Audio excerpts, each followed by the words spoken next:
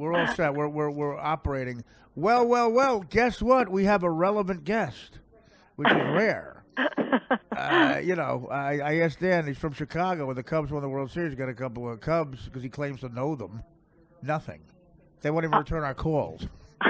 But you are relevant now because you're always relevant to me. But you predicted on the Bill Maher show. What did you say? You said he'd win the nomination like a year and a half ago. What did you say? I think that's what the question was. It was 2 days after Trump announced, and right.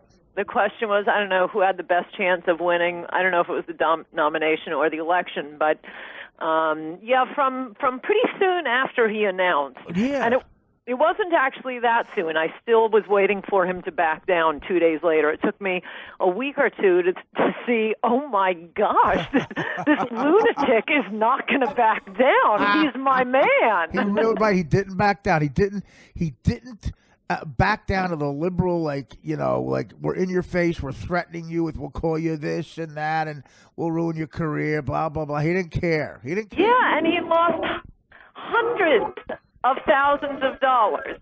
Yeah, I know, but I mean, that's like, let's face it, I mean, that's a haircut. Still, most people would not have. No, I mean, look, all of them. We've seen Republicans do it so many times, and then whenever it was, a week or two later, when he didn't back down with just nonstop universal hysteria over the Mexican rapist speech, the one that won my heart. Right. From then straight through, and it didn't matter, even the Access Hollywood tape, not attacking John McCain, not the allegation false that he had mocked a disabled reporter. From that moment on, I said 90% nomination, 60% the election. Right. Well, absolutely. I'm telling you. First of all, I'll tell you what. The only thing he did. That I mean, I don't think I've ever been offended by anything. These pussy men who go to comedy clubs nowadays, I want to strangle them. 25-year-old men get offended by something I say. I'm like, I'm trying to think. When I was 25, I'm trying to think what a comedian would have had to do. He would have had to be beating my mother up on stage. and even then, I'd go, you know what? When I finish my wings, I'll say something. I mean, like, what would they go, with their girlfriends? What are you going, for, you pussy? What did I say? You're offended by that? You're personal friends with Todd Bridges? You know Todd Bridges? No. The black kid from Different Strokes who became a drug addict. Oh, so you have a set making fun of a drug addict. Okay. No. Basically, it's goofing on his name. I say I burned all the bridges you can burn. And one time at a crack den, I accidentally burned Todd Bridges. I like that. Yeah, well, it doesn't work with Lloyd Bridges, but you know. You know what I'm saying? So sometimes you got to get racial. I go, shut up. No, the new thing. Not even that new. I describe it in my book, Guilty. The rule in America is he who is offended first wins. Yeah, I know. And they make a big deal now with Twitter. Forget about it, because I used to, when that fat guy who was selling cigarettes got strangled and died in Staten Island, and he said, "I can't breathe." That was a big thing. I can't breathe. Yeah. I had a joke where I said, I got on stage. I said, this slogan is affecting my sex life. I was banging a black chick a couple weeks ago, and right in the middle of sex, she goes, "I can't breathe." And I go, well, can we leave politics out of this? And she goes, no, fat ass, you're on my gut. I can't breathe. And one person, it killed, like rolls of laughter. And one chick was mad at it and asked the guy, MC, who was that guy, and tweeted out this monster said this. And you know what I love about every black comic who was my friend got behind me. Every one of them. Yeah. They got behind me and took my wallet. No, they were all on my side. Michael Che was a big deal from Weekend Update on SNL. They all said, "You guys are being ridiculous. It's a joke." That's what I like about you. I like that you're an adult. Republicans tend to act like adults more, I think. Yes, and stop the whining. It's very girly. It really is part of the feminization of America. And there was the first thing you said, when guys in the audience are getting offended. I don't think the words "I'm offended" have ever crossed my lips. I'm bored, maybe that. But offended? Who cares? Right, and and judging people, I don't mind. I have to, these young people about you can't judge anybody. You have to let them know there are people in this world who judge you. They're called judges. judges. I've been judged several times, and quite frankly, I'm still looking at 8 months. But, it really, the feminization is unbelievable. And Dan won't admit it, but this is perfect. Dan wanted this world, and he got it. You're so feminine. And how do you feel about laundry balls? I gotta say, I've lived with I live with 3 different broads in this apartment in the last 15 years, and Dan does better laundry than any of them even close. It's unbelievable. So are you now? What's your? By the way, I thought of the perfect name, the perfect Trump woman follower, the perfect name. You ready? Kellyanne Coulter. For a flower? No, Kellyanne Coulter is the perfect name. For a Trump woman. Kellyanne Conway. Change the Conway to Coulter. Kellyanne Coulter. Yeah, I guess. Are you clearly? That's why I brought her up. You don't like her, do you? No, I like her a lot. Oh, you know, and I heard rumors. No, but I don't know that I'd be any more enthusiastic about. I don't know. I want to bring that up because Donald Coulter. Mitt Romney. That's why I bring this up. Do you feel the same Mitt way? Coulter. Do you feel the same way about him as Kellyanne Hunaway? No, I like them. I just don't get. I'm not blown away by combining our names. That's the issue. Not the person. What do I think about Mitt Romney? Well, I liked him. He was the best we ever had on immigration, amazingly enough, which was piss poor compared to Trump, who knew that there was an animal like Donald Trump in the universe. But he was very personal in attacking Trump. So I sort of thought at first. That the reason Trump was pretending to consider him for Secretary of State was all just an elaborate gag. And once he interviewed him and shook hands with him on the lawn there, say he doesn't pick him, Romney couldn't attack him again. It would look like sour grapes. Right. So it was brilliant how he had checkmated him. But the second meeting kind of made me think, unless Trump is a meaner person than I think, and he actually is a very nice man despite the reputation, I can't imagine sitting and having dinner with a potential Secretary of State, inviting the press in. You're spending hours shooting the breeze with the guy. To turn around and just say, ha-ha, I'm not giving it to you, and now you can't attack me. So I kind of think he's looking at Romney for something. And, by the way, I was trying to get Romney to be his vice president back in 2015. Well, I know, that would have been... it would have been a dynamite combo platter, but then Romney has to ruin it. Right. In fact, I've been meaning to email him and just say... always trust Coulter. Well, listen, that's not a bad slogan for when you run. And yes. I'm backing that, by the way, you and Romney. Coulter Romney, by the way. That would be great. I think it's about time you're president. Are you going to be offered a position? Well, I'd rather just that Trump hang on my every word. I don't really need to move to Washington for that. Yeah, it is a pain. I don't think Trump's going to move to Washington, quite frankly. I know. How about this? You ready? How about this? How about the fact that White House is on 5th Avenue and 57th Street? That's not and the Christmas tree lighting. The ripple effect is going to be. We'll feel it in Sea Caucus. The traffic. It's going to be the wait. And if you want to go, by the way, if you have plans and you're driving to a Hamptons party on the 4th of July next year, just leave now. How about Make America Late Again? You're totally right. I just can't. I just went to see the Rockefeller Christmas tree, and you can barely move. I know. It's always like that. And there's people taking pictures of the same fucking tree every year, And they torment us. What is this thing with turning the tree off at midnight? Yeah, that used to be the best time to go see it. You'd go have dinner, wander by 2, 3 in the morning. It was beautiful. No, now they turn it off at midnight. Why? To save energy? There are these like solar-powered lights on the tree. Yeah. What energy are they saving? That's not New York either. That's an early night.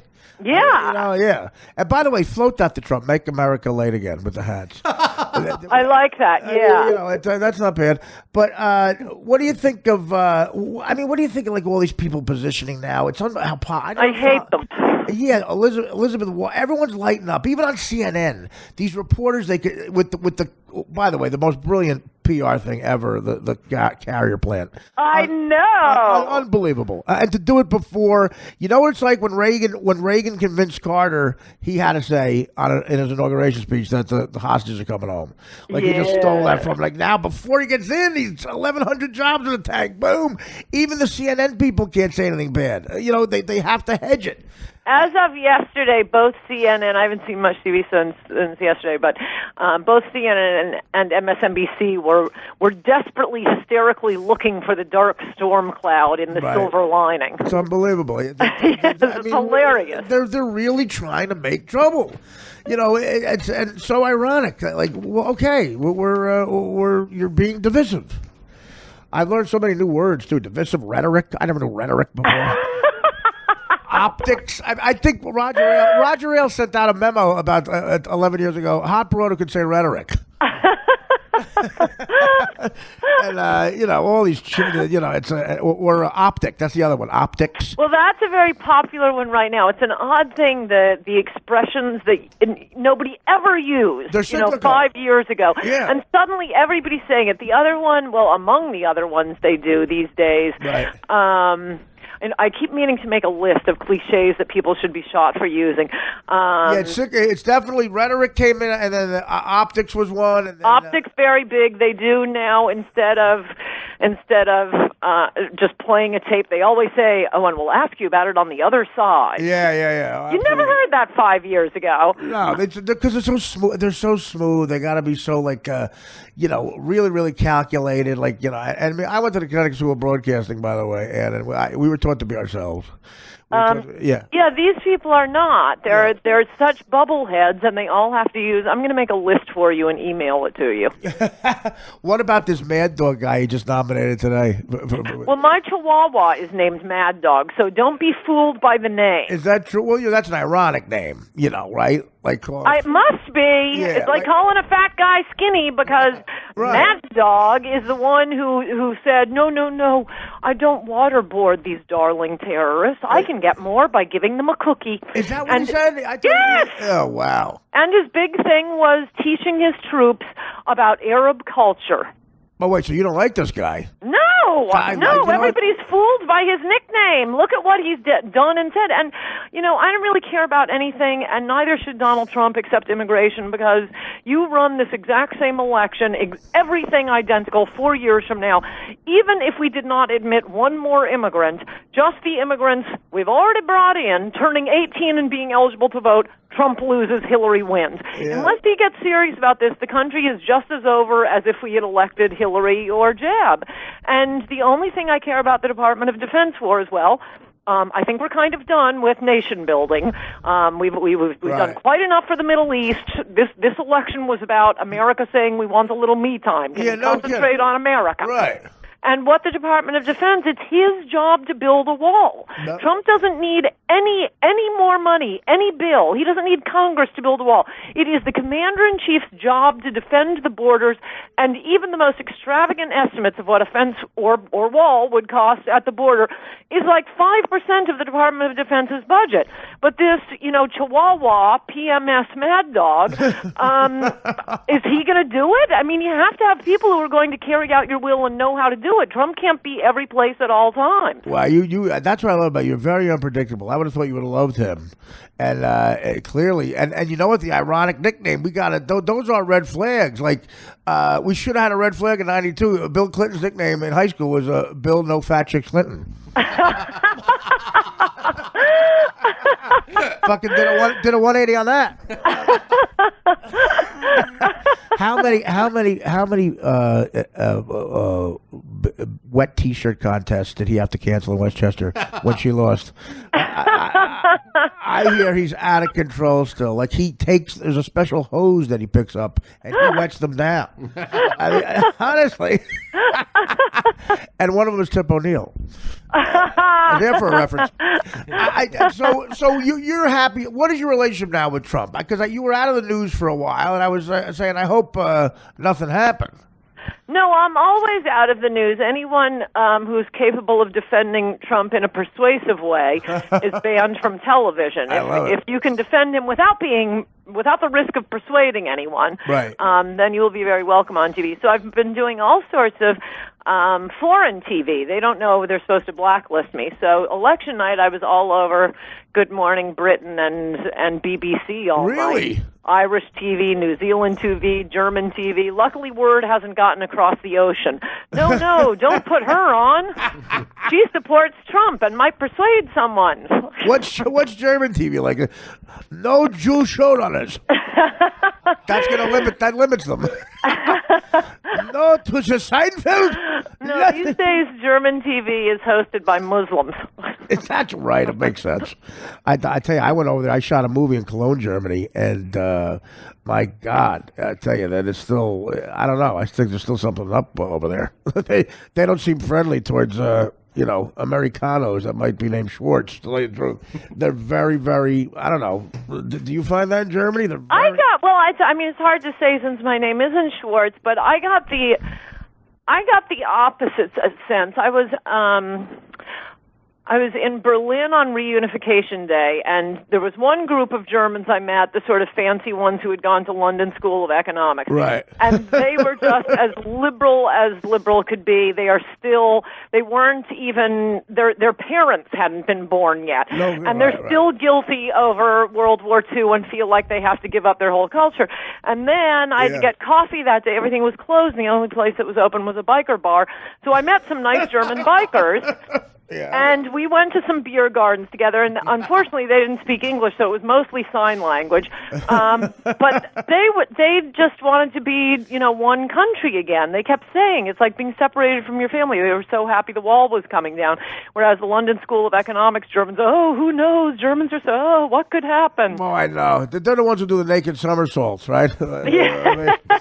It's very. Yeah, I agree. There's a weird sort of tug of war there between what to think, but I tell you what, very, very clean yellow eggs. The eggs were so yellow. They said because they don't put. The Krauts are very tidy. Yeah, they are. They really are, and I enjoy that. The hooker I banged vacuum. Just place a mess. The kefir, the last hooker was a kefir. A kefir. Very racist. But I don't know.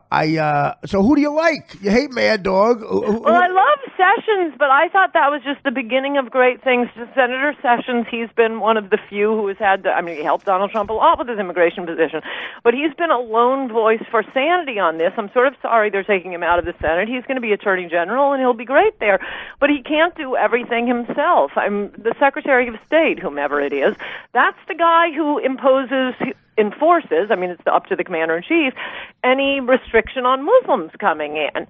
It's 100% the prerogative of the president, contrary to everything you've heard in the media. In fact, it's written into law. President may refuse to admit any class of aliens that he determines are detrimental to the United States. Any class of aliens. Right, that's a good law. That's written into the law. Right. All he has to do is, call up Secretary Romney, hey, I think maybe we need to slow down on the Muslim immigration. That's all he needs to do, but it is the Secretary of State who has to implement it. It's also the Secretary of State, how Trump kept saying, and this is absolutely true, and it's a huge problem, and I'm so glad Trump raised it. Countries send their criminals to us, they get convicted of crimes, we try to deport them, and the home country says, nope, we're leaving the rapists with you. Well, any country that does that, the Secretary of State's job, and it also is written into law, is to say, fine, no more visas will be issued to any of your countrymen. Oh, that's so there are things the Secretary of State has to do, but mostly it's Homeland Security, and I want Chris Kobach at Homeland Security, and I don't understand why that appointment wasn't announced 5 minutes after Trump's victory speech. Well, first of all, how about making an Asian broad in charge of cars? That's the most ridiculous thing I've ever seen in my life. Well, come on. Why not make Chris Christie the head of physical fitness? That Asian broad is a transportation. Google wants to come out with driverless cars. There have been driverless cars for years. It's called 80-year-old Asian women. That's a driverless car. That's what Google's developing.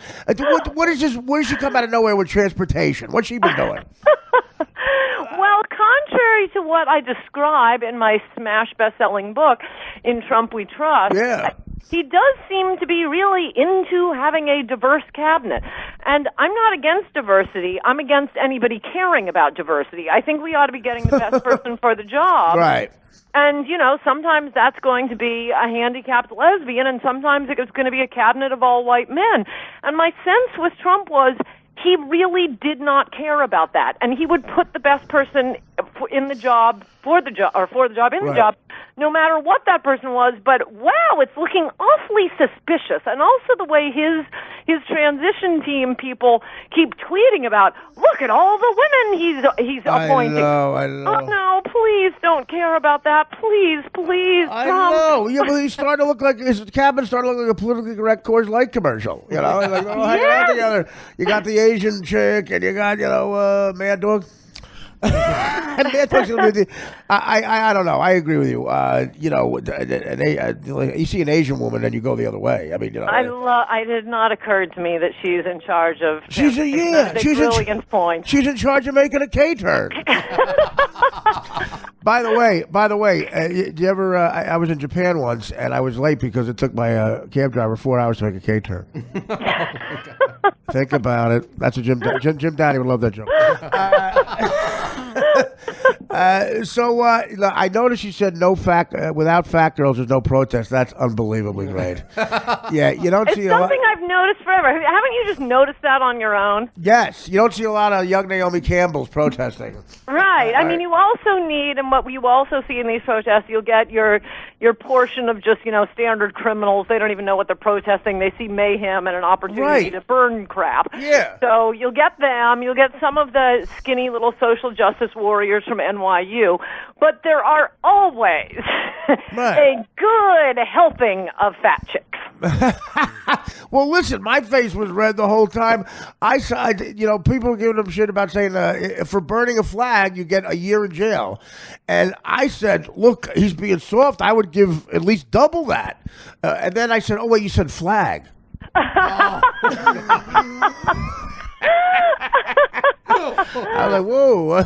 Boy, you know what? My face was right here. I'm sorry. See, we need you as a speechwriter. Then I'll trust him. Of course.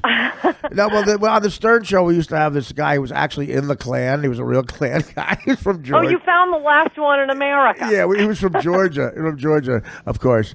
And he said something out loud, dead serious. He goes, Howard, someday the Mexicans are going to outnumber the humans. I mean, the guy talked to bumper stickers. But you'd be surprised what's out there. I think Romney, I guess he's a bright guy, with Bain Capital and stuff. He seems dumb. It's just, it really is funny though, the severity of what he said about Trump. Like, I mean, to see them at that dinner and then you just cut to Donald Trump is a fraud. Yes. Donald Trump is a racist. I mean, every bad thing. No, it was personal. It was awful. He fell in with a bad crowd. How many warnings do politicians need? How many examples do they need? Just hang on my every word. Always trust Coulter. You'll be fine. But he didn't. You're right. You're right about that. I trust you now. Thank you. It's hard to get you on the phone and get advice, but geez. Listen. I think you are someone who is smart and you stand your ground and you're entertaining. It's great. Have you talked to your friend Bill Maher? Because he was having a meltdown on the election. He was having a meltdown. You would think that someone set his parents on fire. I mean, what? Well, I haven't seen it, but I've just noticed this among lefties generally, and I think the fun, short, and important book right now is In Trump We Trust. Right. But I must say, the way the liberals are behaving right now, it is all explained in my book Demonic about groupthink and mobs. Right. Because this is absolutely irrational.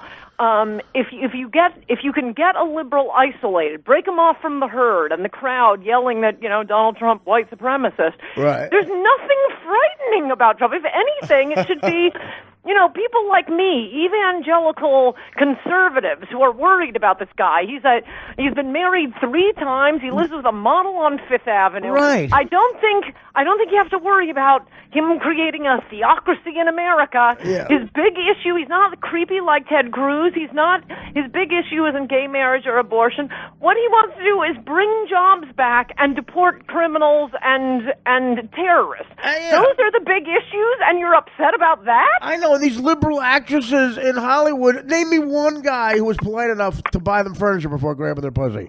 I don't remember one of them. You think Brad Pitt bought Jennifer Aniston an ottoman? Poor Trump. I mean, come on. And I love how these guys, Jake Tapper on CNN, what locker room is he in? How about everyone I've ever been in? Yeah. Where did you play sports? Every locker. That's tame. That is tame for what people say. No, I know. Particularly, I mean, I must say, I was out in L.A. when that story broke, and I happened to be stopping by the Breitbart offices that day. And we walked in, and the head of the office out there said, "So is it over?" And I said, "Well, what are you talking about?"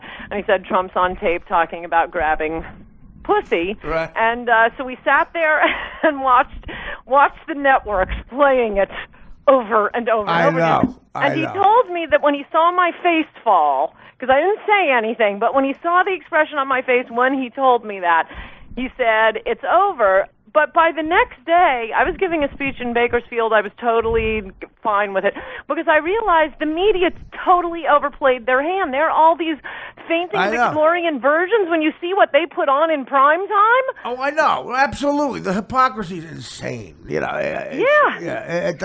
Graham and Billy Bush sitting there like a lapdog, one of the Bush, just so happy a guy's hanging out with him. It's like the Rob Kardashian of the Bushes. And he gets. I love how he gets fired. Isn't it great? That's what these pussies don't understand. These sycophants. He does a mea culpa. I love it. Billy Bush. There's 2 guys on that tape, supposed guys. 2 guys, and I want every young boy to hear this. Every 12-year-old who's getting raised by some wuss, ready to ask if Aerosmith can play their fucking bar mitzvah. Listen to this. 2 guys are on that tape. One of them did a pussy-ass, lame apology, almost crying. Yeah. The other one didn't. One of them got fired. The other one is president of the United States. Okay? One is in exile at Kennebunkport, trying to get someone to fuck him, crying, and he'll never be. And the other one is fucking painting the Lincoln Room the color he likes. That's it, really baby. Wonderful point. Yeah. Two guys were in that. One said no. Yeah, I'll still say it in the locker room. I'll grab your pussy. Trump has to remember this. He's not going to get any credit for making these diverse appointments. Right. He's never going to get the New York Times to like him. I may write about this next week because it did send a chill through my spine. A couple of weeks ago, my friend at the New York Times, who actually is a great food critic and covered Bush, Frank Bruni, wrote a piece about that meeting the New York Times had with Trump, and he began by saying, I think the title was something like Trump's Need for Love. And he talks about how Trump came into the room, said hello to Frank, took another couple steps, and then wheeled around and said, I haven't liked the things you've been writing about me, but you're going to see. You're going to love me. Right. You're going to love me. And I just looked at that and thought, no, Mr. President-elect. It's unfortunate it has to be this way, but 2 things cannot coexist. The New York Times ever writing something fair, much less positive about you, and you making America great again. Yeah. Those 2 things cannot both happen. Yeah, that's exactly right. That's another great point. That's why when something like this happens, there are a lot of great points. And I only get a few of them. You get like thousands. You pick up. Again, that's brilliant stuff. And something else that was great about it, in all seriousness, my mother loves Trump. My mother is an Italian woman, not didn't go to college, and I'm a guinea from blue collar Jersey, and I didn't go to college. I guess What do they teach you? What do you teach you about Trump in college that I missed? What is there a special course when you go to college where you go, hey, look, he is Hitler. We have proof. What's the difference about college? But today when he announced the carrier thing, okay, and he's talking, what I love about what he does is he does a great thing a comic does, is he brings a guy who everybody in the crowd knows into it, and he starts talking about the head of carrier or whatever, and he's looking right at him. And he goes, you know what? I said, this is the coolest thing ever. He goes, you can't move to Mexico.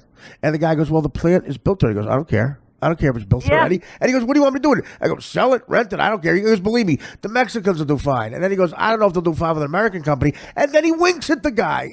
Yeah. He winks at the guy like we made this thing, like, and giggling. That's exactly something my old man would have done. And that is what these guys love about him. He made a deal. I don't care. We're not going down there. Sell it to somebody else. We're keeping the jobs here. It's, it's just brilliant. He's a brilliant marketer. Yes. And I think he just better follow through, because the speeches alone aren't going to carry him. Well, if he doesn't get immigration under control, and we get another gay nightclub shot up by a Muslim, or another Kate Steinle killed on the San Francisco Pier, and we're 2 or 3 years into his administration, right, we'll just get the stink of a lying politician. Well, that's another good point. I mean, he again, I think he should focus on a lot of high profile shit to get goodwill. Like, this was a high profile thing. He should make a hard right turn up to Flint, Michigan right now. I don't care if his kids have to have buckets of clean water. I don't care if Eric Trump is bucketing in clean water himself. They should have clean water. And personally, I bought a water park in Flint, Michigan 2 years ago, and it is the worst. It is the worst public. I'm screaming at these kids. A little lead, big deal. It's a log flume.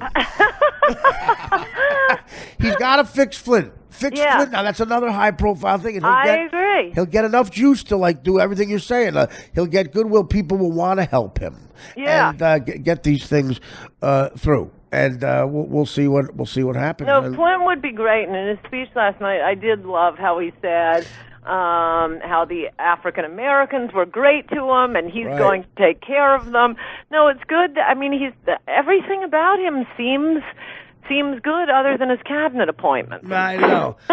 Listen, well, if you found out one person was a secret Bond villain, him or Hillary Clinton, it's definitely Hillary. I think she's done way more evil stuff. And the people. I mean, he was screwing over plumbing contractors. I used to work construction, and all you got to do is to introduce Ted Cruz to a plumbing contractor, you go, oh my God, I want to rip him off. She's screwing over the Benghazi families. He's screwing over some Greek guy out of PVC piping. It doesn't matter. That's true. It doesn't matter. I think he's going to be great. Who do you think is the boob of the family? Who's the Ted Kennedy? Eric Trump, right? It's clearly Eric. Oh, that's very funny. It's Eric. Let's see.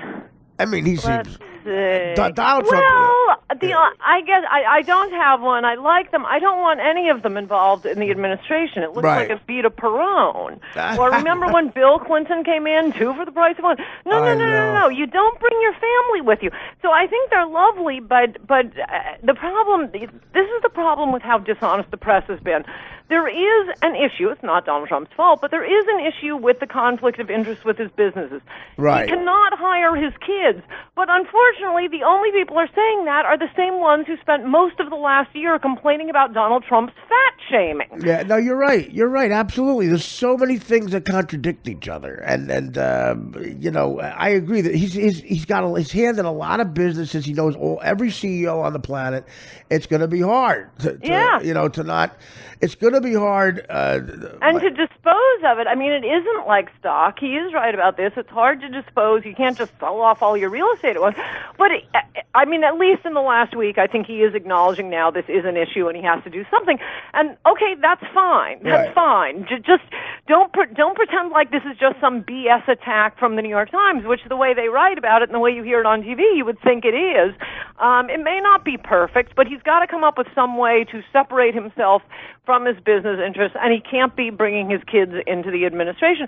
As lovely as they are, that's not what we do in a democracy. Right. And I mean, do you think his kids ever made one important decision? I mean, there's some guy who looks like, my fat, uglier uncle making those decisions, and Ivanka's just a pretty face. You think Ivanka ever was asked about the sheetrock length in a bathroom? I don't think so. And my great friend, the great David Tell, had an awesome line the other night talking about Trump, about he likes the businesses too much. He enjoys being involved a little bit. Not maybe his hands on it he was, but he said, I picture him talking to Putin, and I know where he goes, wait, I got to take this. Wait a minute. The Hilton, our Hilton property in Tampa is out of towels. I got Yeah. You know, it's like no more croutons at the room service in Indianapolis. Let me get on this. Yeah, that's an issue. Now, if you point, Chris Kobach at Homeland, he can do that. He can just worry about his hotels. But the way the appointments are going, he's going to have to be overseeing every little thing, and it's still not going to get done. What about Ben Carson? He's just affirmative action too, right? You think so? No, I mean he is brilliant. Trump did kind of nail him during the primary. He is not high energy, right? But you don't need high energy. And I heard him talked about for HUD, Housing Administration, and he actually has been very good on that. I mean, he's anti-welfare. He's anti-Section 8. He is a brain surgeon. Well, I mean, again, he's not a dumb man. And I'll give you another black candidate I really want, and it's not because he's a black candidate. In fact, I've been a fan of his for years. Never realized he was an African American because his name is Peter Kirsanow. He's half a Ruski, half African American. Really? And he went to Cornell. He played football at Cornell. He's a big guy. Black guys will look at Peter Kirsanow and say he's cool. No because kidding. He is cool, and he was civil rights. I think the commission chairman under Bush. He's a great economist, great writer. He'd love to be at like Labor or you get your diversity and without any compromise whatsoever. Why hasn't Peter Kirsanow been put anyplace yet? Right. Well, that's interesting. Yeah, you can make him the head of Labor. Yeah, and I think he'd actually like it. Well, okay. Well, I mean, I never heard of guys Russian and black. I mean, I never saw a black guy rushing anywhere.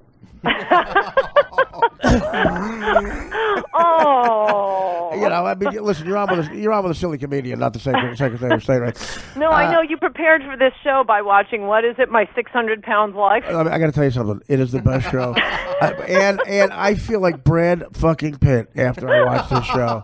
I feel like such a winner. I am such a winner. I mean, the next time I'm able to finagle a hot chick to live with me here, I am going to make her watch that on a loop. And just go, if she threatens to leave, I'm going to go, okay, go ahead, look what could be out there for you. And you'll be begging me, can I come back to your 270-pound life? These are people, the ripples, these are people, I can't even tell you. There's a woman named Lupetto, and this guy Gilbert, she met on the internet, and I don't know what he thinks is going to happen. I don't know if he thinks there's money hidden in her ass folds, or, I don't know what if there's a pot of gold somewhere. But he takes care of her. He hoses her down, and it's on. It really is. That noise you just made, you'll make it 1,000,000 times. It is unreal. Well, I know some emergency room surgeons and the stories they have told me about all sorts of things, but the fat stories.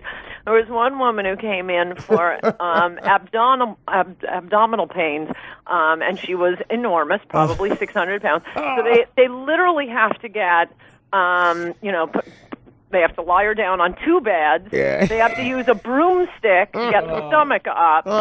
And guess what the abdominal pain is? When they're getting ready to, go in, find out, put on their diving gear. She sat on a midget. The television remote control was caught in the sides of her platform, and she was so excited to find it again. She said, "Oh, that's where it was." And what if first of all, there's that, and she called 15 repairmen. Can't understand why the channels keep moving. And they can't figure it out. You call 2 of her friends lost a cell phone. They call the number and she's ringing. She's ringing all night, and that's amazing. How about if she went through the technologies? They never found that the remote gets smaller and smaller. But at this point, I mean, who knows how this happens? But there are surgeries to take care of this, and it's not healthy to live like that. They have to be in charge. Listen, I'm an expert on it now. They have to be healthy enough for the surgery. That's why they have to get to 600 pounds. And here's the thing. Did you hear that they lifted up Roger Ailes' stomach and they found Greta Van Susteren? She wasn't looking good. She had found a food source. She kept nibbling away at his... She nibbled away at his skin, and she created a nipple, and she found some protein. Oh, this is so horrible. She found some protein under my horse and pepper. Where's my horse and pepper? Bring me Greta Van Susteren. Bring me Megyn Kelly's book. I want to eat Megyn Kelly's book and tell that whore that's underneath my gut that she can't have another source of protein. She created a nipple with Megyn Kelly. I never grabbed her at all. Roger, where's my horse, Papa? Bring me the head of Jake Tapper. I love it. But no, this is what happens. This guy Gilbert had the greatest comeback in the history of relationships. When you argue, all he kept saying is, "You're 600 pounds." That was the guy, and he wins every argument. She would go, "You're cheating on me. You're 600 pounds." Well, that's good, but the problem is you have to have a partner who's 600 pounds to use it. Well, that's what he did. The downside. The brilliant part about Gilbert is he took care of that first. That's right. He found the 600 pounds. It's hard to add it after. It's so these people are they're in a living hell, and sometimes their kids are involved. They have to float them into a minivan. He's got to do that about obesity too. What about that? Obesicare is what it should be called, because that's all they're on, right? They're living off of us. Yeah. Unbelievable. Yeah, Unbelievable. true. But at least I don't mind obese Americans living off us. I just don't want foreigners living off us. I agree. It's what color the fat skin folds are. I get it. No, it is not color. I don't want Russian immigrants living off us either. Say no more. Say no more. You put out a dog whistle. That was the other one, Ann. That was the other one. They don't even know what it means. They're saying dog whistle. Yes, that's another new one. Right. Trump's putting out a dog whistle at David Duke. Shut up. You don't even know what you're talking about. Yeah, meanwhile, the New York Times is running headlines denouncing white Christians. I know. So they can openly attack us, but the closest they can get to us doing something as well, it's undetectable to the naked eye. Well, people forget. People forget that the New York Times, is just, different human beings are writing it. It's not always the class that it was. It's like, they move it on to a different group of people that happen to be gutter snipes. That's what the paper's going to be. But listen, name one newspaper, or how many issues of the New York Times front page in the last 2 years has not had the name Trump on it? I mean, he's a phenomenon on levels you can't imagine. That's a good point. It's unreal. You ever been to that Bedminster facility, by the way? Been to what? The Bedminster golf facility. No, I have not. I've been there. With your pal Donald. Is that where you went with your pal Donald Trump? That's right. My pal. We golfed 9 holes. Eli Manning was there, and I don't know if Trump is racist, but I did have this conversation. He famously kicked O.J. Simpson out of his club, and he goes, "I don't want his kind here." And I said, "Wow, that's great, murderers." And he goes, "He murdered somebody?"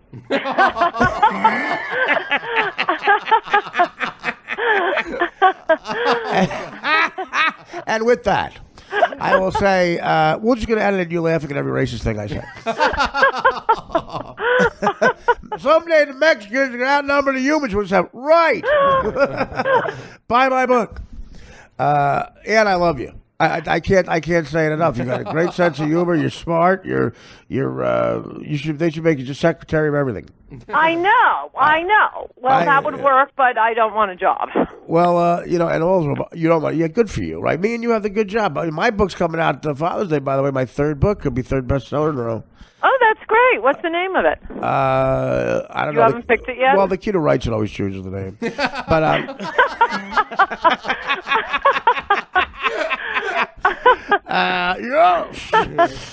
no, it's about my gambling issue, so I don't know. We're trying to figure that out. Already, Simon Schuster said they don't want the N-word in the title. Well, I'm glad that came up. Well, it was guns don't kill people. Triggers kill people. Oh, you're unbelievable. No, but the book's coming out, and I would love to. Well, me and you figured out we don't have to leave the house. We can be agoraphobic and still make a lot of money. And, how about this? I'm watching TV. I just put the TV back on because we're winding down here, and I saw a promo for Heather Locklear's new show, her brand new show. Mm-hmm. And he should make Heather Locklear a secretary of What the Fuck Happened. Holy shit, this woman. She went crazy. You know why? Because no one pays attention to her stupid stories anymore. She looks like Carol Channing. Really? That pretty Heather Locklear? Yeah, she went. You know, too much partying. You know, too much of Tommy Lee going. No, this has the good stuff in it. You know, and you know, your neighbors drown a few kids in your backyard, and you get stressed.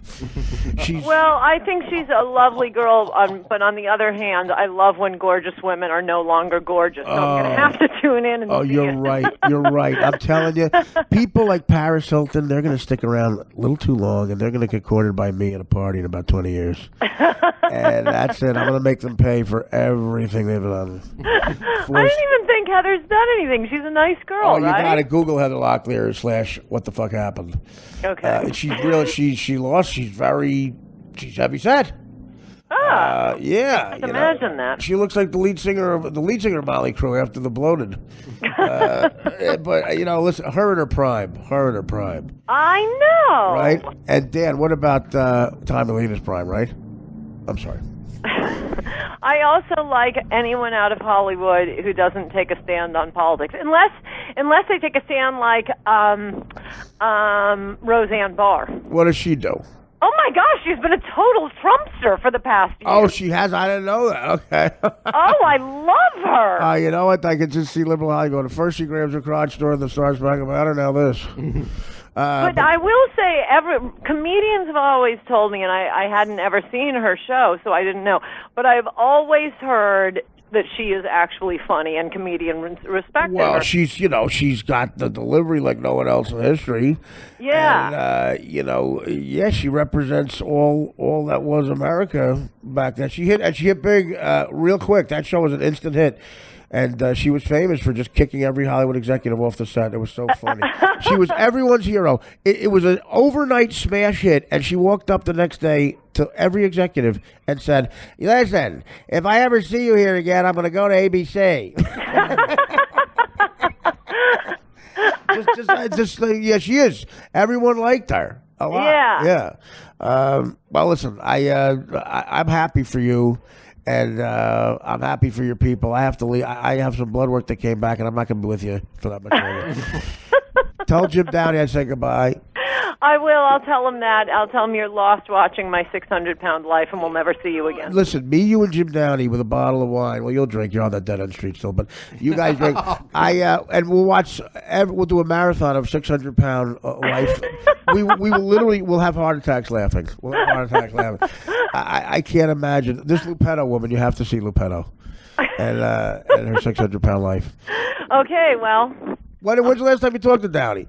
Right before I called you. Really? Tell that guy now he's avoiding me. It's unbelievable. No, I know. Well, he's an agoraphobe, so. Yeah, but so am I. So that's why there's phones.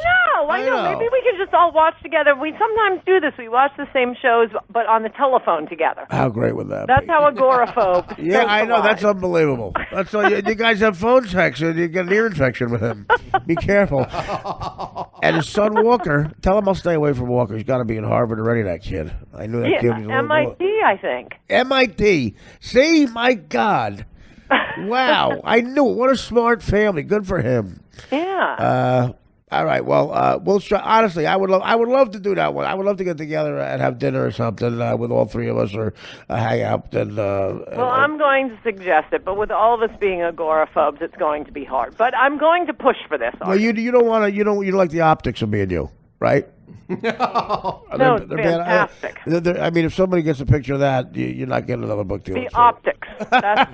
Yeah, the optics. That's my thing, the optics. Right. I don't. First of all, if we get together, the optics are going to be bad if you're going to continue with your rhetoric.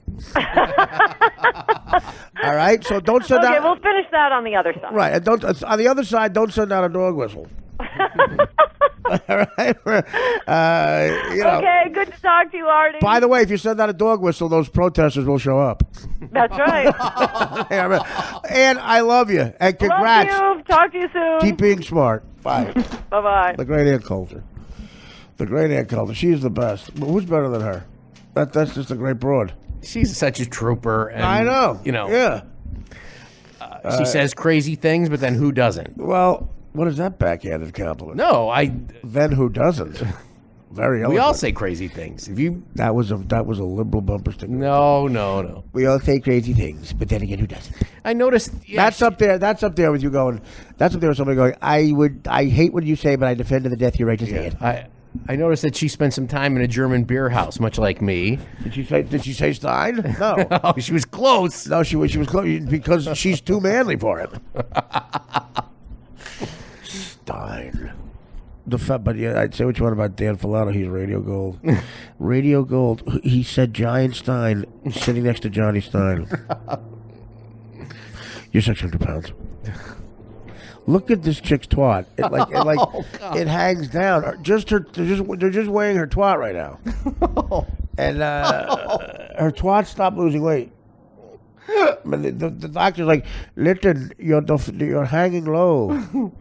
The pussy lips. Your pussy lips are making me crazy. I have them in my nightmares. Do you understand? I wake up crying. Oh. And my wife goes, Are you thinking of her pussy lips again? Penny's pussy lips? And I say, you don't have permission to speak, bitch. Well, all women need permission to speak. You're on Lupo's Twitter now. You are connected. Am I on her shitter? That's what she's on. Follow me on shitter. I bet you Gilbert doesn't follow her. I get enough of this bitch. I don't need to follow her. What am I going to get, Instagram? You know there's no guys on there saying you're hot, baby. By the way, Instagram, she joined that thinking it was instant ham.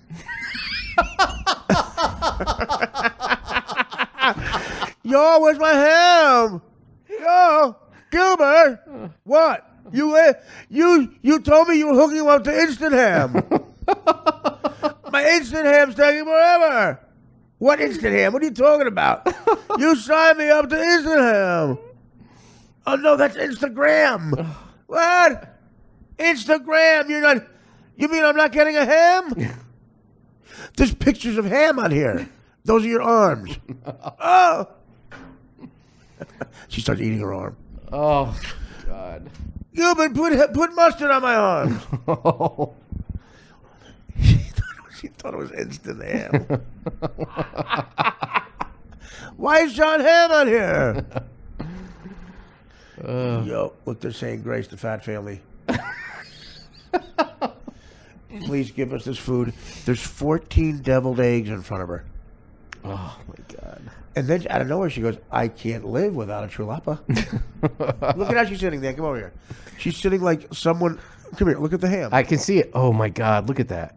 Ham and corn. She eats everything with her fingers. But she was sitting like she was meditating. Look at this guy. Yeah, she's sitting in Indian style. Like an entire teepee, see? And she's holding her feet. Oh. Well, could you imagine that's your mother? She's licking her fingers. She's got oxygen. She's sitting in her shit bed. Like she's shitting and eating. She's like a food chipper. Honey, could you shove the 6-foot sub into mommy's mouth? And the husband in this one, this is Penny, by the way. This is Lupo. The husband has that neck fat on the back of his neck that usually blacks have, but he's very white. And she took her oxygen. Now it's got all boogers on it. Oh God! Oh, and now she's eating it. Oh my God! Now the boogers went into like the ham.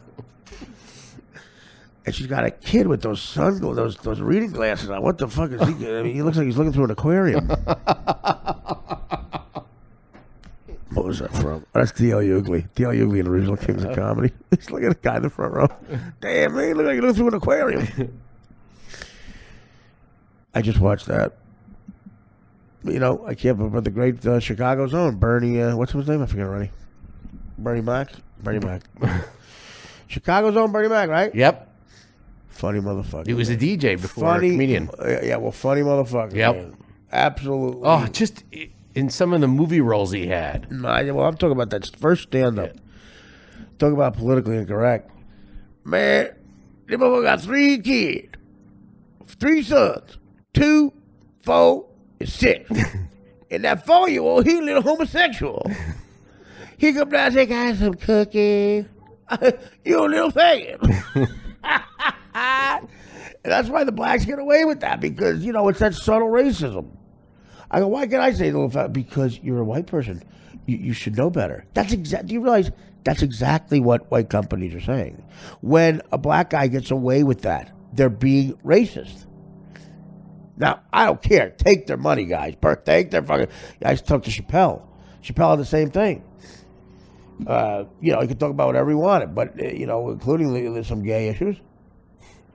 And you get endorsements. But Snoop Dogg was very open about it. I mean, he was, a brilliant guy, real talented guy. But he would say, he told us on the air, on the biggest radio show ever, and it didn't seem tongue-in-cheek, that he still pimped out 13 women that he kept in the garage, and when they got out of line, he hit them in the head with sneakers.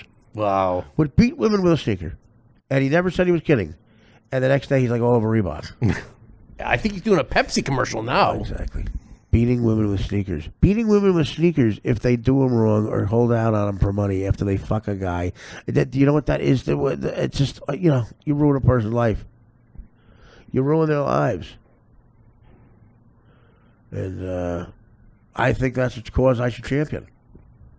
What is the cause I was talking about? What? I should champion a cause. Oh. What were we just talking about? Pick a charity. What do you like? What do you like? Effeminate jaywalkers? What would be your one charity if you were generous? If you could give to one charity. Man, that's Elizabeth Warren's campaign? No, probably. Well, I do give to the vets. No, I do. I do. Not all the lies. Not the Bob Levy charity, but I give to. There's a lie today. Every celebrity you bring up, it's like there's something there, and he baits you. He yells it out, and he gets so disappointed if you don't acknowledge it. Like you say something like it could be anybody. You go, Eddie Albert. First of all, of course, when I saw him that day, and he makes it like he told you the story already, and you gotta go. You start thinking you're wrong. Like, what do you mean when you saw him that day? You didn't tell me an Eddie Albert story. Well, of course, I know Eddie Albert. How? And it's always Mark Grace. Well, Mark, you wanted to be a hitter. Michael Jordan. It was Michael Jordan. Yeah. No, that I believe. I do. But, okay, to a certain extent, I believe the story. Here's Dan's story. You got ready? Here we go. I love this. This is a classic Filato. I say Jordan's name for whatever reason. And he goes, well, he is that, and I know him that time. What? Well, that time. And then I let stew for a little while. And then I said, okay, what? I said, no, I promise I'll ask later. I don't have the head right now. And he goes, well, he, what is the story? We were talking about his gambling, right? Right. And he was very, how did it come up? I don't remember how it came up. Because it's a lie. It's not a lie. No, Dan, you remember the truth. It's easy to remember. No, how did it come up between you and I? What were we talking about? What does it matter? I went down to Puerto Rico. I ran into Michael. Right. He asked me out to dinner. I remember the facts of the story, so you better get it right. He asked us out to dinner, and and then they went to a private island, and he said, "Do you want to go?" And I said, "Sure." What happened in between? Of the dinner? No, there's a reason. Okay, well, I'll give you this. Yeah. Well, something sort of right. The premise is, but okay, the premise is that you, that Michael Jordan called you, and was essentially begging you to come out, and you said no. Is that what you're saying? That is the truth. Okay. That is the biggest bunch of horse shit. Okay. Maybe you know him. I'm going to say this. I'm going to say it's like the speed bullshit thing I do. I'm going to say, here's the extent of it. One time, WGN got good enough seats to where you got hit with that powder he claps. Okay, the talcum powder? Yeah, that's what the story actually is. You turned that into you and him in San Juan and him begging you to go to dinner. Why would Michael Jordan, with all due respect, Dan, because I'd say the same thing about me, why would Michael Jordan give two fat, fine fucking frogs' asses about whether or not you go to dinner with him? Why would he care? He asked me out to dinner. He asked me and my girlfriend at the time out to dinner. Do you think he got the vibe from you that he could fuck you? Oh, God. You know, I know you're not gay, but I have had gay. You give off a vibe because there have been gay friends of mine from show business who have said, "Hey, can you mention something to Dan?" And I said, "What? I will not. I will not. It's insulting." I said, "How much?" Would you sleep with a guy to get good ratings for the show? For the podcast? Yeah. The potties. Dan, do you feel you're doing all you can? I'm trying. That's a lie. I never saw a guy take more time off in my life. There's God. no work ethic. He's never here. I'd ask him for socks today.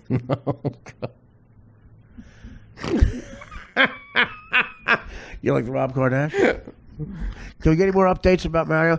Here's my update. Mario missed the town of Hoboken. He's in Edgewater. 5:12, he said, in Hoboken. How about this one? He was supposed to be here at Yeah. How about this one, Dan? 4:15. Tell him to text me. Mario Bosco is in the Hudson River. I love you, Art. Hey, everyone. Artie went to go in search of Mario Bosco. We don't know what happened. So I think he went down to the train station to find out where Mario is. And that gave him a break from watching My 600-Pound Life for about 10 or 15 minutes. He went from My 600-Pound Life to My 60-Pound Pimple on Our Butts. But you can sponsor Mario Bosco if you want. Anyone who wants to sponsor his Uber, we will advertise whatever you want us to advertise for Mario Bosco. So that's it. Thanks, everybody. Have a great weekend. And as Artie always says, take care, brush your hair.